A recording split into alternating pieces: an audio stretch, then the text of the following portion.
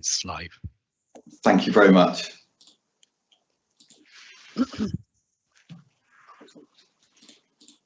You're live, leader. Good afternoon, everyone. Welcome to this second hybrid meeting of Monmouthshire County Council's Cabinet. We'll start with introductions. I'm Richard John, leader of the Council, and I'll ask my Cabinet colleagues to introduce themselves, starting with Bob, please. Bob Greenland, responsible for governance and strategic planning and deputy leader. And Penny. Hello, I'm Penny Jones and I'm Cabinet member responsible for health, social services and safeguarding. And Jane. Thank you, leader. I'm Jane Pratt, Cabinet member for infrastructure and neighbourhood services. And Phil. And Phil Murphy, Cabinet member for resources. And Sarah. Hi, I'm Sarah Jones, Cabinet member for the economy and joint deputy leader. And Paul. Councillor Paul Pavia, Cabinet member for education. And Lisa. Afternoon, Councillor Lisa Dimmock, Cabinet member for community wellbeing and social justice. Thank you very much, everyone. And I was going to invite opposition leaders to introduce themselves, but I don't think we've got any on the call today, have we? I'd like to invite our guests. We've got two guests with us today. Sheila Woodhouse, a member for Growfield Ward, and Maureen Powell, member for Castle Ward. So welcome both. We look forward to hearing from you later on in the meeting. And can I ask officers to introduce themselves as and when you contribute to the meeting, please? Thank you. So apologies for absence, Nicola. Have we got apologies from opposition leaders? No apologies, leader. Okay, thank you. Has anyone got anything they'd like to declare today, please? No declarations? Okay. Let's move on to item 3 then, which is we've got 4 reports today, and we'll start with the strategic procurement report, and presenting that for us is Phil Murphy. Yes, thank you, leader. And the purpose of this report is to provide an update to Cabinet following a decision that I made as an individual Cabinet member on the 7th of April, which was in respect of collaborating with Cardiff Council for mutual benefit in the discharge and provision of the Council's strategic procurement services. So the recommendation before us today is to seek full executive approval for the Council's entry into a mutually beneficial delegation agreement with Cardiff Council for the discharge and provision of its strategic and operational procurement services, and that will start on the 1st of August 2021, assuming that we give it the authority today. The Economy and Development Select Committee is to scrutinise the agreement by receiving 6 monthly updates in the initial period of delivery to monitor progress, and to include the development of an association training plan for officers. So that's really an important bit of work there. So following a commissioned review of the Council's strategic procurement service, Atavian Solutions, that's a Cardiff-owned local authority trading company, presented their findings, which confirmed the Council's own recognition that it had limited capacity to influence behaviours relating to its 100 million plus third-party annual spend. And the review challenged the Council to determine what it wanted. Senior officers felt that a fundamental transformation of the service was required in order to enable the Council to spend more wisely, improvement governance and subsequently reduce risk, be at the forefront of some of the burgeoning national regulation changes such as social economic duty, consider their next steps regarding the proposed themes and outcomes and measures as framework to measure social value from procurement, alongside the increase of the community benefits of council contracts, so by creating local employment through apprenticeship opportunities, etc.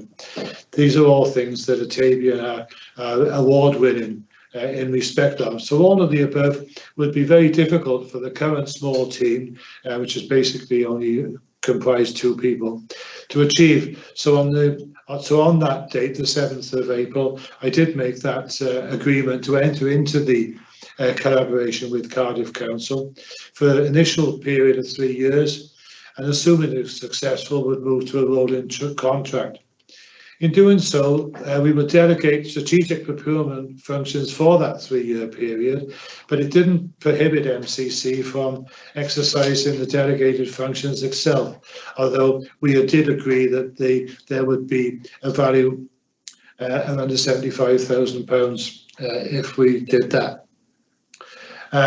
So the proposal will enable MCC to benefit from a bigger team, increasing from 2 to 5 to include 3 new full-time starters. Staff consultations have now reached a conclusion. The delegation agreement was approved by Cardiff Council on the 24th of June. So this report therefore seeks full executive approval so that we can finalise matters and make the transfer. So that pretty well sums it up, Leader. Excellent, thank you, Phil. Well, colleagues, the raise hand function should be on your screens now if you want to contribute. But first, can I ask Kath Fallon, if you're the author of this report, is there anything you'd like to add?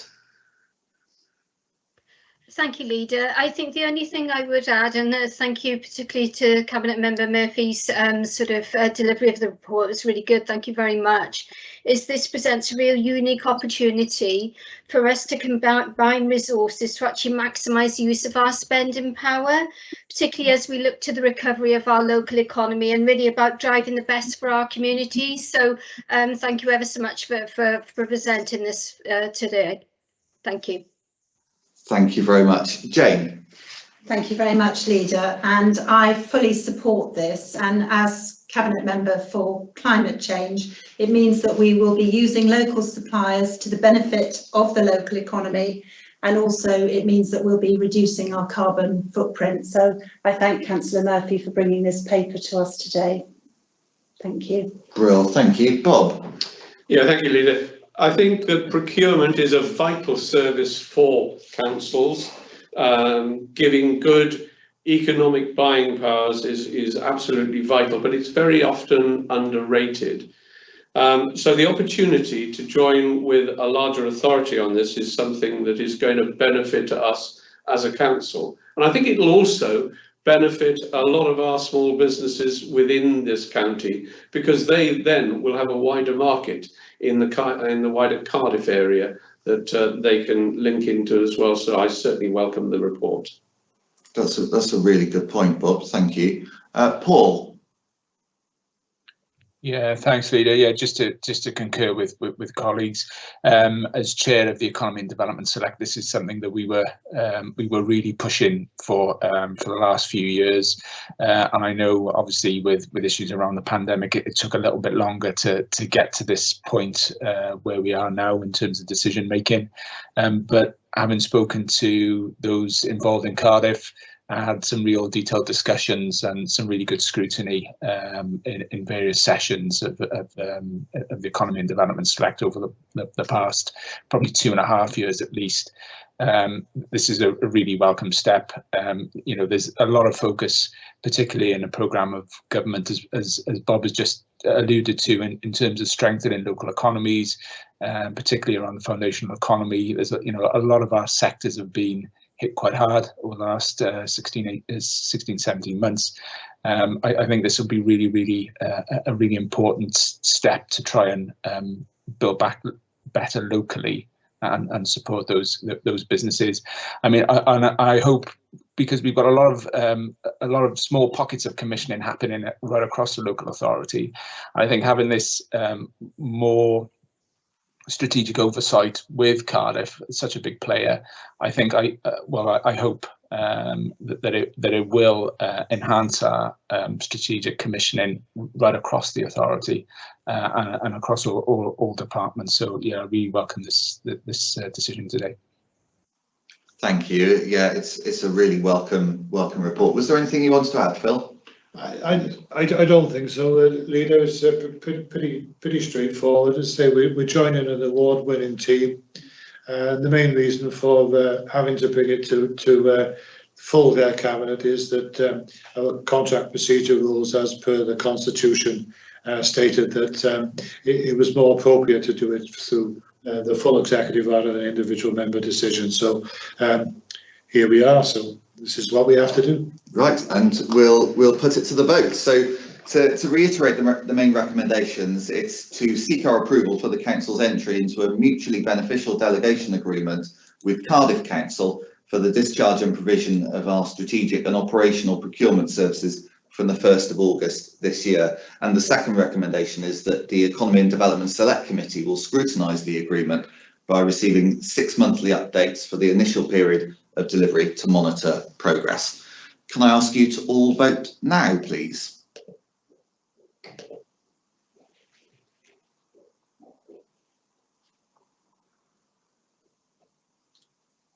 I'm missing one, so if everyone could check they've voted. So that's unanimous. Thank you very much. Thanks, Phil. And we'll now move on to your second report, which is the Welsh Church Fund Working Group, please. Yes, thank you, Leader. And this is the report from the working group that deals with applications. It is all set out there, so I think it's just a case of deciding whether or not we agree with their recommendations. Okay. Do you want me to read them out, or? Yeah. Do you want in a nutshell? Okay. Well, we've got there's. It's meeting 3, which is held on the 24th of June. St Thomas's Church over Mono requested a sum for replacing a small roof. Agreed to give 2,000 towards that. The Kids Cancer Charity requested some assistance for respite break, and that was awarded in full, £500 for that. Birkbeck Road Residents Regeneration Group, they wanted money for replacing unsafe deteriorating picnic tables. We paid 250 towards that. Abergavenny Lido Group requested funding for a feasibility study into the provision of a Lido in Abergavenny, and we funded all of that. And so St Mary's Church Tregear requested money for a new heating system, and we gave them 2/3 of what they wanted. There's £1,000 for that. So that pretty well sums it up, Leader. Thank you very much. I can't see anyone with a hand up to contribute on this item, so we'll put it to the vote then. So it's the recommendation is that the following grants be awarded, and it's exactly as Councillor Murphy set out: St Thomas's Church, Kids Cancer Charity, Birkbeck Road Residents Regeneration Group, Abergavenny Lido, and St Mary's Church in Tregear. Can I ask everyone to all vote now on those recommendations, please? That's unanimous. Thank you very much. We'll now move on to item 3C, which is leisure centre upgrades to facilities. And Lisa Dimmock is going to present this report for us. Lisa.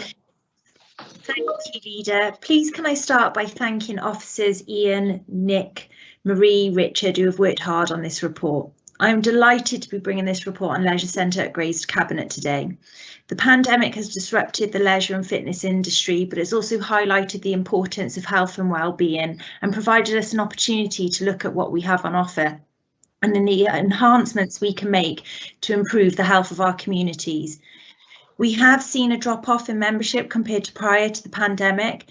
These income losses were supported by Welsh Government Hardship Fund in 2020, 21 and should be covered by 21 and 22. But we need to encourage both old and new users to return, and to do this we need to improve our user experience to ensure we are providing services fit for purpose. Officers have worked with our development partner, Alliance Leisure Services, and developed the following plan. It was requested that a redesign and refurb to Abergavenny Leisure Centre be undertaken, but major works cannot start until the new school is complete in 24.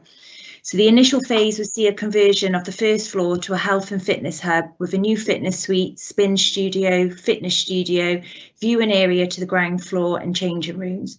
This cost proposal is 1.7 million and estimated to take 20 weeks, which would see a loss of income during the construction. So we're looking at alternative arrangements, but would need to work with the school who also use the facility. Caldicot Leisure Centre is actually in the middle of a Levelling Up grant fund bid from UK government, which we expect to hear on the outcome early autumn. So any development has been put on hold for the time being. But Chepstow Leisure Centre, we are focusing on improving the cafe area and reception to provide a more open and customer-friendly experience for the cost of £225,000. And the cardiovascular suite will see an upgrade in equipment and an outdoor fitness rig, which is estimated around 275. So if Cabinet support this report today, it will go to full council due to the capital spend, but I'll leave with you, Leader, the recommendations to be outlined. Thank you ever so much. Thank you very much for that. Can I ask if any of our Mon Life officers would like to add anything to that? Marie or Ian? Ian. Good afternoon, Ian Saunders, Chief Operating Officer for Mon Life. I'm really pleased with this report and how things have gone with working with Alliance Leisure. We had a very productive meeting today with the head of school, Abergavenny, just to consider the arrangements. And I think though it's a tight site, you know, those plans will mean that we can offer a good standard during the build to our existing members, which is really important. So I think that was really something I'd like to report back. But all in all, the plans are as they are. We're moving forward as quickly as we can and hope to get them completed as soon as possible. Thank you. Excellent, thank you. We've got two guests with us today, Councillor Maureen Powell and Councillor Sheila Woodhouse. Sheila, do you want to come in first? You're very welcome. Thank you very much, Leader. Good afternoon, officers and members, and I thank you for allowing me to come along to make some comments about Abergavenny Leisure Centre during this meeting. I'd like to thank the Cabinet Member Lisa Dimmock and the officers for recommending this proposed investment in Abergavenny Leisure Centre. It will enhance an area of the centre which is appreciated very much by its users. However, a more modern gym and up-to-date equipment, including an exercise studio, will attract more residents to make use of it. Thank you for recognising the benefits of providing these improved facilities. I feel sure the residents of Abergavenny District will appreciate the health benefits from this. And it was reassuring to hear that this refurbishment is just the start of the upgrade of facilities at this leisure centre, and that there are no plans to knock the building down once the new school has been built, but rather to carry on with further improvements. So I urge all Cabinet members today to approve this much needed investment in the health and well-being of residents of Abergavenny by providing this improved offer at the centre. So thank you once again. Sheila, thank you very much for that. And Councillor Maureen Powell, would you like to come in? Thank you very much, Leader. And I want to thank the Cabinet members and officers for allowing me to come and speak today. It's a wonderful thing to see that it might be improved in some way. I've been using Abergavenny Leisure Centre since 1978, which is quite a long time ago. In the days when I was bringing my children, who then grew up later on and left, but I was still visiting. And after I moved into Abergavenny, I used to go one time every 5 days a week, every weekday morning to go swimming. Obviously, since the pandemic, I haven't been able to attend, but I hope soon I will be able to again. It's a wonderful leisure centre for all ages, for children right through. But for our age, my generation, it's excellent because it's so easy when you get older and you get a bit rheumatic-y and achy to sit in your chair and do nothing. And then what happens is other things go wrong, and then you're a big burden on the health service. If we can encourage more people to go to the leisure centre, either to the gym or to swim or water aerobics or whatever, we're going to save the National Health a lot of money. And I'm sure if we have it refurbished and looking much better, it'll encourage people to go more often. So I support it wholeheartedly, and I hope that soon I shall be back swimming again. Thank you very much. Fantastic. Thank you, Maureen. And I know you've done many charity swims at that leisure centre and raised a lot of money for good causes. But can I thank both of you for those contributions? I know both of you have been working really hard behind the scenes championing this leisure centre, and You've made some really compelling arguments there for us to support this report. Can I invite Bob Greenland to come in, please? Yeah, thank you, Leader. I obviously welcome this report. Fitness is so important, as Maureen has said, to us these days. Keeping fit throughout your lives helps enormously. It helps you, and it helps the health service as well. And it's not just physical fitness, actually that helps your mental fitness as well if you can keep fit. So I welcome this report, and Maureen is a shining example of how keeping fit throughout your lives will benefit you right through your I'm not going to mention how old you are, Maureen, but right through a long life. So I absolutely support this, and I look forward to further improvements, especially in the fitness area, so that we can have a healthier resident in Monmouthshire. Thank you, Leader. Yeah, that's absolutely right. Thank you. And Penny Jones. Thank you, Chair. And this is just to reiterate what's already been said, really, but I welcome this report on leisure centres upgrades, and particularly in relation to health and well-being, both physical and mental health, as Councillor Greenland has already said. It has been alluded to, but these local leisure centres serve the local community, and young and old. So it encourages everyone, post-pandemic in particular, to take up some form of exercise, but not only just physical exercise, but to actually integrate with the community and benefit from a mental point of view as well, mental health point of view. So I really welcome this and thank everyone involved bringing this to us. Thank you very much. And Paul Pavia. Yeah, thanks, Leader. Thanks for bringing this report as well, Lisa. Obviously, I absolutely echo what colleagues have said about the physical and mental well-being, and I certainly think over the next few years, you know, whether it's recovery from long COVID or social prescribing for mental ill health, I think we'll certainly see an uptake in you know, individual and group classes within all our leisure facilities. Obviously welcome the investment in Chepstow in particular as a Chepstow member. I'm obviously conscious, as the report says, of the business competition here locally from other providers, not just in the town but on the outskirts of town as well. We think of St Pierre, and I know we've you know there's been significant investment, if you think in Monmouth, and that really now has become our sort of flagship, our beacon really of the sort of standard of leisure service that we want.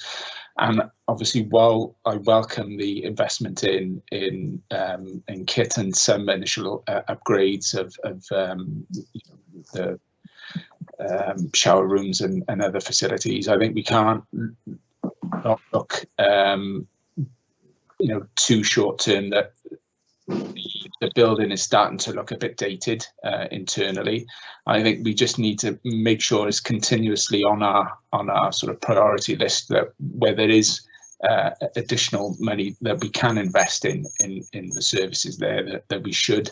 As I said, we want to try and get all our leisure facilities on the same sort of footing as Monmouth, because it's a fantastic, absolutely fantastic facility there. And you know that's what we should be trying to aspire to. I know in Abergavenny in particular, when the new school is built over the next 2 or 3 years, there will be some facilities alignment there, and absolutely right, there'll be some additional investment, but obviously just to keep Chepstow in everyone's mind as well. Okay, thanks, Leader. Yeah, you're absolutely right, Paul. You know, this has got to be a 4 leisure centre project. You know, we want all 4 leisure centres to be up to the same standard of Monmouth, because that's going to bring in more people and make a massive contribution to the mental and physical well-being of the people of the whole county. So that's a point really well made. Lisa, was there anything you wanted to add? Can I just thank members for their comments today, but also Councillor Woodhouse, Councillor Powell and Councillor Jordan, who've lobbied me quite hard. I know Councillor Powell is an enthusiastic swimmer and would we would be eating her dust, basically. I take note of Councillor Pavia's comments, and you know, I'm very passionate about bringing the 3 leisure centres up to Monmouth Leisure Centre. I actually went there last week for a morning swim, and you know, it's just amazing. You can't believe that it's a local authority gym, to be honest. I actually had a friend who enrolled in the exercise referral scheme due to mental health. He's actually opened his business. He's gone out and set up his own business in the last 6 months. And when I speak to him and ask him, you know, what's the change? He worked for a massive franchise, and he said exercise has given him that drive. It's given him that commitment and that responsibility of looking after himself. So some really good news stories coming out of our leisure centres, and especially our referral scheme as well. So thank you. Fantastic, thank you. And you know, you're absolutely right. The objective has got to be to bring the other 3 centres up to the same standard as Monmouth, and I have to say we're particularly excited about the levelling up bid that we put in the Caldecott area, which has been a real cross-party effort. We've from Conservative, Labour and Plaid Cymru, and we look forward to the result of that in the autumn.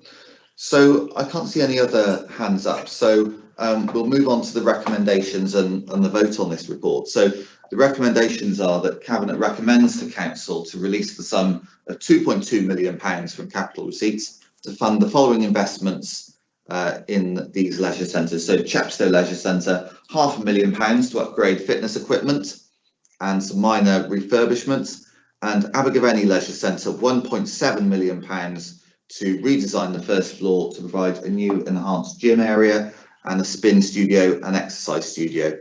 And the second recommendation is to pause any significant developments at Caldecott Leisure Centre pending the results of the bid to the Levelling Up Fund, but to invest in some necessary upgrades to portable equipment and fitness resources. So can I ask everyone to please vote now?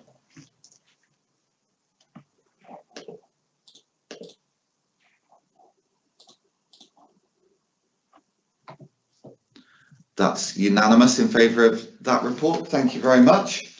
And we'll now move on to the final report on the agenda today, which is item 3D, the 2020-21 capital slippage assessment. And Councillor Phil Murphy is presenting this. Yes, thank you again, Leader. And the purpose of this report is to provide members with the results of the assessment carried out on capital slippage requests made by budget holders at the end of the 2021 financial year, and to obtain the necessary approval to carry forward the budgets into 21-22 capital programme. The recommendations are that, amongst the recommendations, are that member notes the results of the slippage assessment and endorse that the funding is released as a result of the assessment, totaling 777,000, and that is reinvested in the capital programme in line with capital investment priorities contained in the capital strategy as approved by Council in March 2021 in respect of 21-22. So the key issues here is that the capital expenditure outturn presented at Cabinet at its meeting on the 9th of June highlighted slipping requests from budget holders of some 49.92 million, and the vast majority of that was due to delays encountered relating to the impact of COVID-19, and it was very much out of the control of the authority. And 2 schemes, the Asset Investment Fund and the Abergavenny 3-19 school, accounting for 2/3 of the total slippage. But as part of that report, members were asked to note the slippage request for the 49.92 million, and it was stated then the Cabinet would receive a further report with the assessment of the justification for scheme slippage at the July meeting. So that's the purpose of bringing this forward today. The slippage requests for capital projects with non-specific funding sources totaled 5.34 million, and these requests have been subject to further scrutiny by budget holders. heads of service and the senior leadership team. So the final recommendation is that 777,000, as I said, of funding in the form of capital receipts of 592,000 and unsupported borrowing 185,000 can be released for wider capital reinvestment by either reducing or disallowing the slippage on the capital projects that have been identified. The first one is the purchase of a siltbuster plant, £250,000. That was a specialised bit of plant, and it's been decided that is no longer required to be purchased, but we will hire it in whenever we require it.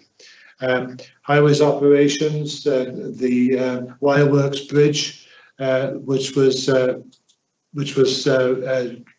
down for work in this year, won't be started now until summer 2022, so that will release £312,000. Access for All programme cannot achieve its full programme for the current year. That will release £100,000. County Farms Maintenance and Reinvestment, that's being reassessed, and £85,000 can be released from that at the moment. And the Chepstow Leisure Centre feasibility study fund is no longer required due to that because of what we've just been talking about, and that's released £30,000. So that capital funding of 777 will be released for wider reinvestment and will be assessed in line with the 21-22 capital strategy priorities that were approved by Council, as I said, in March 21. And as per the authority's constitution, any investment of capital or borrowing will require full council approval. So when we have reassessed it and come back with the revised programme, will come to full council because it will be capital budget that will be affected. And I think that pretty well sums it up, Leader. Okay, thank you very much. Before inviting Cabinet colleagues to come in, I see Peter Davis, our Chief Officer for Resources, is on the call. Is there anything you want to add, Peter? Thank you, Leader. Nothing much really, just to sort of echo the points that Councillor Murphy's made. Clearly, it's a prudent step that we always take each and every year, and it's entirely appropriate for Cabinet to obviously preside over that. It's making sure that we're obviously making most effective use of our resources, and clearly we've got challenges and pressures to deal with and manage going ahead. So I think this is an appropriate step. Clearly, be pleased if Cabinet obviously approve these recommendations, and obviously with the capital resources that are freed up, this will allow clearly that funding that's released will be available now to support our wider capital medium-term financial plan. Thank you, Leader. Thank you very much. Yes, absolutely, and that's very, very welcome news. I can't see any hands up, so unless anyone's got anything they want to add, I'll move to the recommendations. Which are that we note the results of the slippage assessment carried out following the 2020-2021 financial year end, as set out in Appendix 2, and approve the slippage request totalling £49 million, along with the related presumptions made around financing consequences set out in Table 1. And secondly, that we endorse the funding that's released as a result of the assessment, totalling £777,000, and that be reinvested in the capital programme in line with capital investment opportunities which we set out in this year's capital strategy that was approved back in March. Can I ask everyone to please vote now on those recommendations, please?